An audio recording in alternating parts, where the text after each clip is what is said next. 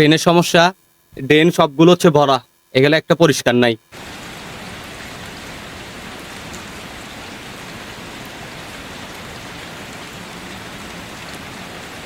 ড্রেনের সমস্যা, ড্রেন সবগুলো হচ্ছে ভরা, এগুলো একটা পরিষ্কার নাই।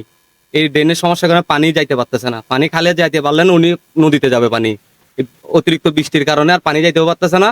মনে করেন পুরো সিডিতে মনে করেন শুধু পানি আর পানি। কেন আপনাদের এখানে সিটি কর্পোরেশনের যে পরিচ্ছন্ন ভাই আসে নাই। এখানে মনে করেন আসে একদিন, ওইখানে যে 21 নম্বর রোড একদিন কাজ করছে, এরপরে কোনো খবর নাই। তার মধ্যে এই যে ড্রেনগুলো করছে, স্ল্যাব দিছে, ময়লাগুলো পরিষ্কার করতে পারতেছে না। আপনাদের এখানে সিটি কর্পোরেশনের সচিব আছে না, আসে নাই তো ভাই, যে ওয়ার্ড ভিত্তিক যে যারা পরিচ্ছন্ন আসে না ভাই। ওনারা এমন টাইমে আসে যে টাইমে পানি থাকে, ওই টাইমে আসতে কোনো লাভ নাই। এই যে এখন যে পানি হয়েছে, ওনারা আসে নাই।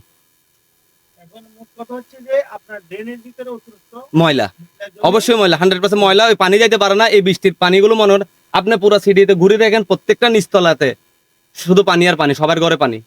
এলে অ্যাটলিস্ট আমার নিজের ঘরেও পানি তুলনায় এবার কি পানি ইয়েটা বেশি না, অন্য তুলনায় এবার একটু কম আছে, কিন্তু পানি তো যাইতে পারতেছে না। এখন তো মনে করেন এই যে চাইনারা যে কাজ করছে, চাইনারা কাজ করার কারণে মনে করেন পুরো রাস্তা তো ভাঙ্গা। এমনি তো মানুষ চলাফেরা অনেক কষ্ট হইতেছে, প্লাস ওরা যে কাজ করছে চারিদিকে গর্ত আর গর্ত। আপনি আজকে এই কিছুদিন এই ঘন্টা 2 ঘন্টা আগে এখানে ছেলে একটা পরেও আহত হয়েছে। গর্ত ড্রেনের মধ্যে কোনো স্ল্যাব নাই, কিছু নাই।